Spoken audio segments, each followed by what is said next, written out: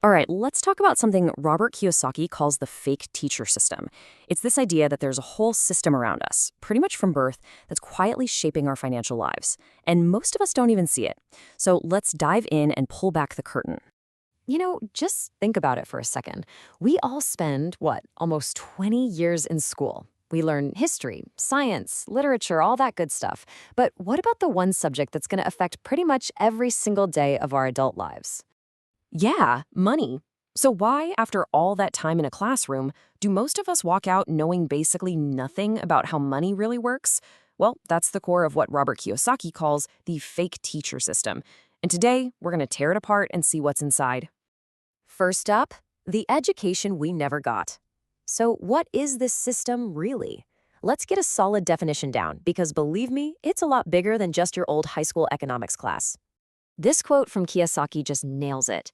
School teaches you to work for money, but never teaches you to have money work for you. I mean, that really gets to the core of it, right? He's basically saying the whole system is set up to churn out good, reliable employees, not people who can think for themselves financially. And to be clear, Kiyosaki's not pointing the finger at individual teachers here. No way. They're often caught in the same system. He's talking about the whole shebang. The schools, sure, but also the so-called financial experts, the advisors, even the media. All of them just repeating the same old, tired, and often, frankly, flawed advice. Okay, section 2, the lie about your assets. Now, let's dig into the first big clue that this fake teacher system is at play. It's a huge, fundamental misunderstanding of what wealth even is. And it all starts with the one thing most people pour all their money into. So let me ask you, what's your biggest asset? If you're like most people, you'd probably say, my house. For generations, that's been the advice, right? Buy a home, it's the cornerstone of wealth. But Kiyosaki comes along and asks, is it though? Really? This is where Kiyosaki's definition just cuts through all the noise. An asset, he says, is anything that puts money into your pocket. That's it. So simple, it's almost brutal. It doesn't matter what you think it's worth. What matters is it paying you, is cash flowing to you? And then there's the flip side. A liability, well, that's anything that takes money out of your pocket. Month after month, it's a drain. So keeping those two super simple definitions in your head, let's look at the family home again. Okay, so look at this breakdown. If you have a house that you're renting out and it's generating income every month, well, that's an asset. It's putting money in your pocket. But the house you actually live in, the one that costs you a mortgage payment, property taxes, insurance, and oh yeah, that leaky roof you have to fix, according to Kiyosaki, that's a liability. It's constantly taking money out of your pocket.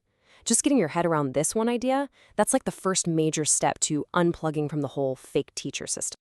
All right, so we've talked about personal assets. Now, let's zoom out a bit. Let's look at something much bigger, a systemic trap that Kiyosaki points to. And this one is all about that shiny promise of a safe and secure retirement.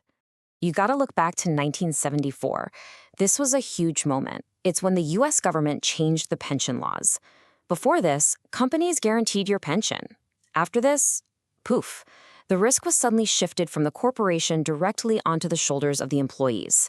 Suddenly, you were responsible for managing your own 401ks and IRAs, with basically zero training on how to actually do it. And this is why Kiyosaki calls things like 401ks and pensions fake assets. Why fake? Because we're taught to believe they're these rock-solid, totally secure investments for our future. But in reality, their value is tied to a stock market that goes up and down like a yo-yo.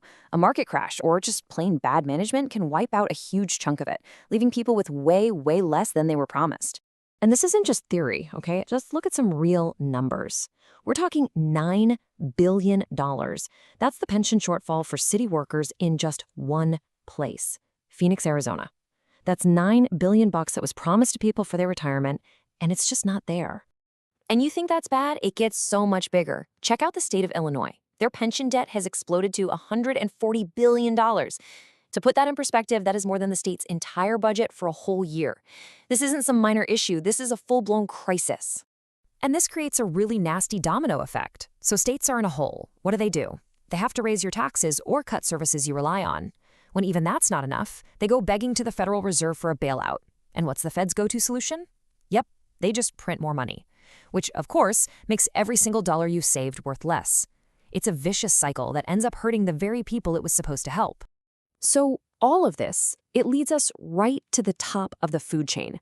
According to Kiyosaki, this fake teacher system isn't just in schools or with financial advisors. No, it goes all the way up to the government and the central banks, the very people who control the money we use every day. Now, Kiyosaki makes it really clear that he's not picking political sides here. He's actually critical of the financial solutions coming from both major parties. He basically argues that even though their approaches look different on the surface, they're both driving us toward the exact same destination, a world where our money is worth less and less. So let's break down these two paths that Kiyosaki is so critical of. As he sees it, they're really just two different roads to the same financial ruin. Okay, so look at this table. On one side, you have what he calls bubbleomics. That's when they print a ton of money and give it to the big banks and corporations. The promise is growth, but the results, he says, is massive asset bubbles that are just waiting to pop, kind of like the Great Depression. Then on the other side, you have modern monetary theory, or MMT. That's where they print money and give it directly to people, like with a universal basic income. Sounds good, but the danger there is hyperinflation, where your money becomes almost worthless, like what happened in Germany after World War I. So, see the problem? Kiyosaki's point is whether they inject the money at the top or the bottom, the end result for you is the same. The money in your pocket buys less. All right, we've looked at the education system that fails us, we've talked about these so-called fake assets, and we've even peeked behind the curtain at the government's money games. So, after all that, what's the one big lesson? What's the major takeaway here? Well, Kiyosaki boils it all down to a pretty simple and, honestly, a pretty devastating formula. It's like a recipe for disaster. Step 1. Start with an education system that makes sure people are financially illiterate. Step 2. Add a thick layer of expert advice that just leads people down the wrong path. And for the final ingredient, top it all off with government policies that are constantly, systematically making the money you work so hard for worth less. And that leads to the final, unavoidable conclusion from Kiyosaki's point of view. The system is not designed to save you. You absolutely cannot rely on it to take care of you.